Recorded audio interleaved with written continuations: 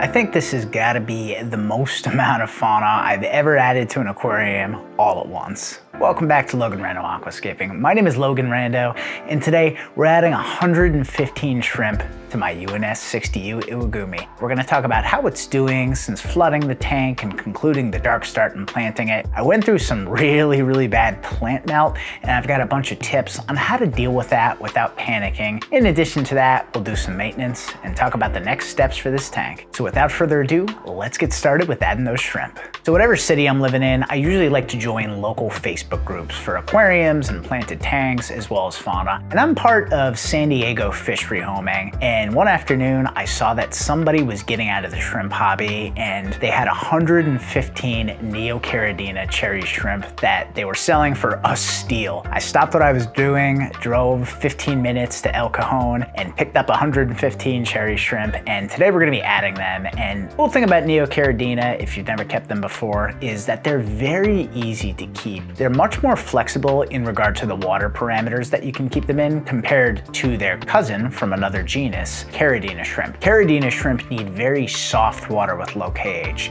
Neocaridina shrimp tend to do a lot better in harder water, but like I said earlier, they can be kept in a variety of conditions. So fortunately for me, the local breeder was keeping them in tap water, so the TDS was almost identical to what I have in my home. So acclimating these guys was super simple. However, if you're ever adding delicate invertebrates to your tank that are coming from drastically different conditions, it's gonna be really important to drip acclimate those, especially in the case of shrimp. I've got an entire video on how to do that. Go ahead and check that out in my video description. But for these guys, because the water parameters are so similar, I was able to acclimate them just like how I would acclimate any other fish, where I add a little bit of water to their container, probably every 5 minutes or so. Do that for about 45 minutes and then add the shrimp in. And it's super cool seeing how these shrimp pop against the colors of the rock as well as with the plants. So let's actually talk about the plants for a little bit. As I said earlier, this tank underwent some of the worst plant melt I think I've ever dealt with. So whenever you have melting plants, odds are those plants are either adapting to your tank and need to shed their old tissue, or there's something significantly wrong with the water parameters in your tank. I knew that there was more than likely nothing wrong with the water parameters here because I had done a dark start, which leaches any sort of excess ammonia and builds up beneficial bacteria in the filter. So it most likely was just the plants taking some time to adapt to my really hard San Diego water. So you've got two options. You can either live with things for a little bit, hack down any melted tissue, or you can pull things out and replant. Now, replanting will give you immediate satisfaction and your tank will look good, but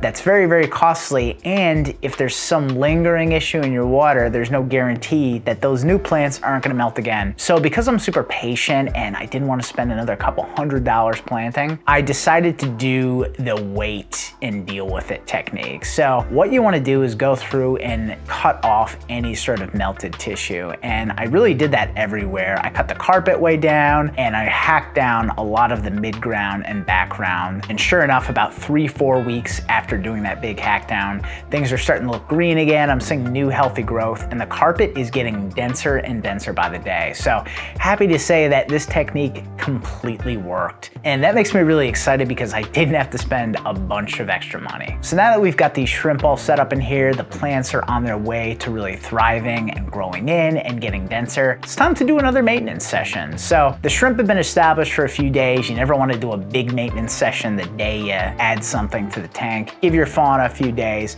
and that's where we're at here. So we're gonna scrub the rocks, and I'm trying out a new tool. I got this little scrub brush on Amazon. This is something you might use for your dishes, and for really large rocks like these, this extra leverage is really helpful. So I'm going over my main rocks and I'm using this coarse brush to do the bulk of the work, and then I'm doing a little bit more work with my electric toothbrush. Whenever you're cleaning the glass, I recommend being very delicate on the corners with the silicone. For that, I just use a soft bristle toothbrush.